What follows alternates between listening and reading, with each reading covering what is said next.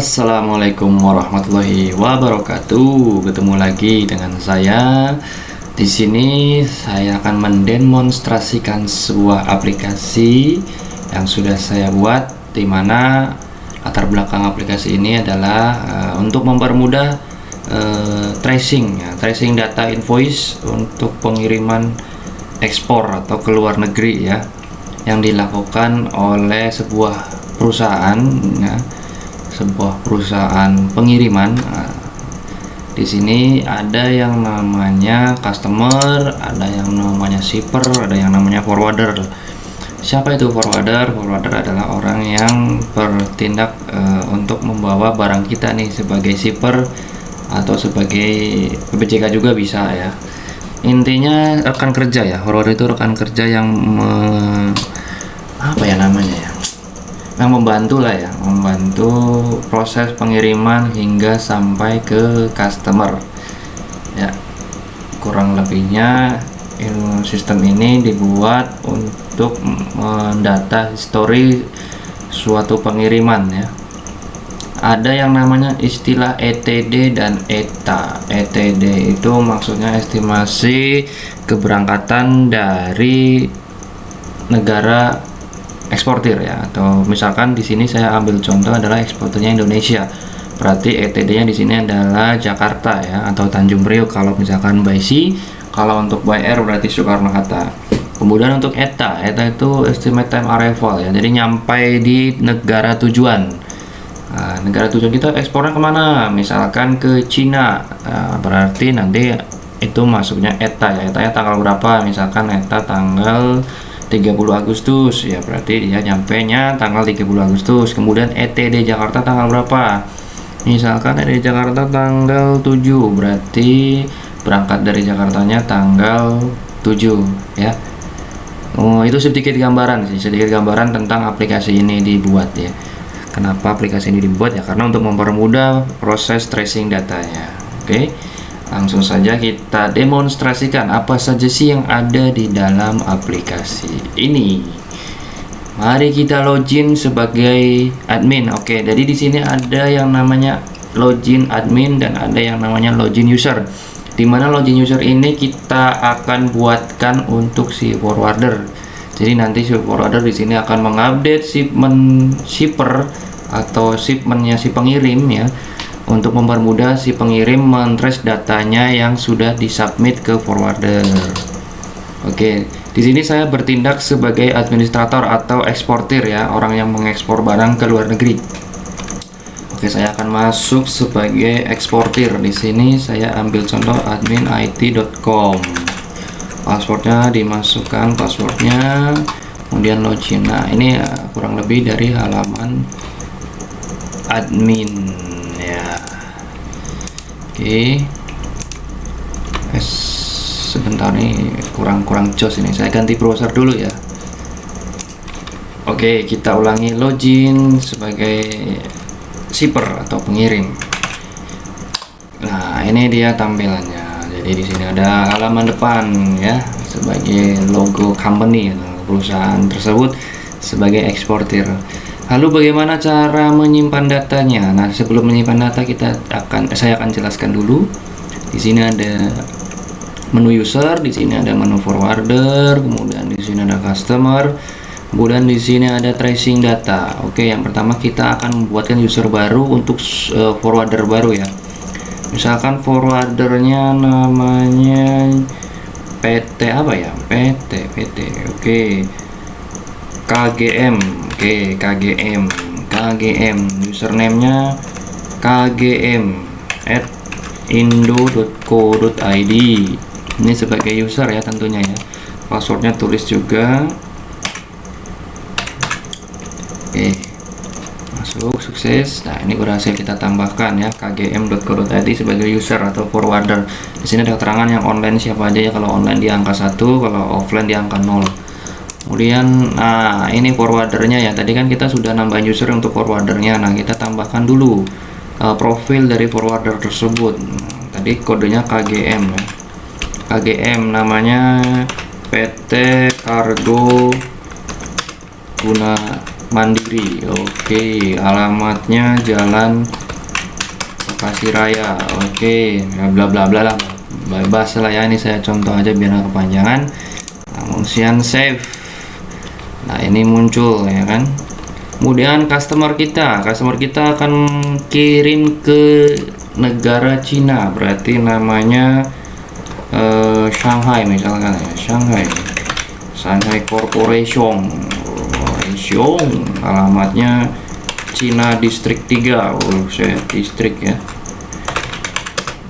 misalkan seperti ini ya. Saya ambil contoh karena saya juga belum pernah ke sana, jadi belum tahu nama wilayah-wilayahnya.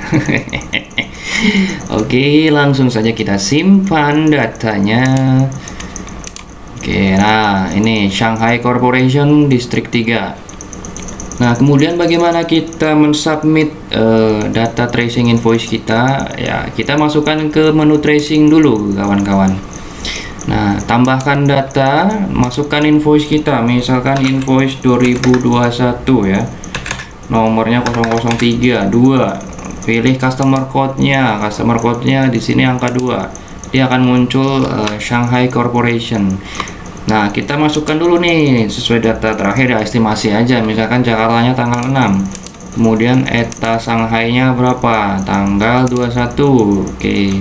21 Agustus, Jakartanya tanggal 6. Nah, hostway bill ini hostway bill yang biasanya diberikan oleh si forwarder. Misalkan KGM 00100. Wah, segini aja ya. Kemudian master BL ini dari si shipping line-nya ya, yang biasanya dikasih. Nah, shipping line-nya biasanya pakai apa? Misalkan pakai Hyundai. Oke. HYU. Oke, misalkan gini ya. Saya juga nggak tahu apa tuh. Nah, kayak gini HYU. Ini miliknya Hyundai misalkan. Kemudian forwardernya siapa? Misalkan tadi Kargo Guna Mandiri atau KGM, PT KGM kita pilih. Kemudian kita simpan datanya. Oke, data berhasil disimpan. Kemudian ini hasil simpanan invoice kita tadi ya, Shanghai Corporation. Kalau mau lihat tracingnya, kita klik ya nomor invoice-nya di sini. Nah, ini kan masih kosong nih karena dari forwardernya belum update. Jadi selain forwarder yang bisa update, kita juga sebagai administrator bisa ngedit juga, tapi tidak disarankan untuk edit ya, karena ini adalah tugasnya forwarder untuk update shipment. Nah, ini kan kosong nih. Nah, saya nanti coba login sebagai KGM ya, untuk KGM ini. Nah, saya pakai user ini nih, saya copy dulu nih. Nah, saya logout. Nah, logout, nanti saya masuk sebagai forwarder atau KGM ini ya. Oke, masukkan emailnya, kemudian passwordnya. Oke, sign in, jets, mantap. Nah, di sini bedanya teman-teman. Jadi kalau si forwarder itu sebagai user biasa, menunya cuma satu di sini ya, tracking doang. Oke, nah ini halaman utamanya sama. Nah, kita coba pilih tracing. Wah, di sini muncul nih invoice-nya dia. Tapi di admin padahal tadi munculnya 2. Kenapa di sini 1? Iya, karena invoice ini berdasarkan forwarder munculnya ya. Kalau nanti forwarder lain muncul di sini kan, waduh, ketahuan dong ini shipmentnya siapa saja. Oke, jadi di sini yang muncul adalah shipmentnya si KGM doang, invoice-nya. Jadi tugasnya KGM dia harus mengupdate shipmentnya si eksportir. Nah, misalkan di sini kita update. Nah, belum ada update nih. Oke, kita update-nya di sini teman-teman. Action, kemudian edit. Nah, yakin mau di data? Ya iyalah, masa nggak yakin. Oke, di sini keterangannya misalkan kontainer load to vessel. Jadi dia dimasukkan ke dalam kapal ya, kapal kargo ya. Misalkan nama vesselnya apa? Levelnya NYK Fushimi. Nomor Fushimi-nya 017 misalkan ini mah teman-teman ya. Kemudian update, data berhasil disimpan. Kita lihat tracingnya. Wow, ini dia. Tracingnya sudah muncul teman-teman. History of shipment for invoice. Nah, ini jadi history pengiriman untuk invoice ini. Tanggal 1 Agustus jam 1.46 dia masuk ke NYK Fushimi. Oke. Nah, lalu bagaimana jika ada update terbaru dari kondisi shipment kita? Nah, si forwarder juga harus ngupdate lagi tuh. Ngupdate-nya di mana? Di sini sama saja ya. Kita update data lagi. Misalkan visual NYK Fushimi departure from Jakarta. Jadi sudah berangkat ya, sudah berangkat dari Jakarta. From Jakarta. Oke, simpan. Nah, kita lihat historinya lagi teman-teman. Nah, di sini muncul ya. Vessel NYK Fushimi departure from Jakarta tanggal 1. Wah, selisih 1 menit dong. Masa loading 1 menit doang, cepat sekali teman-teman.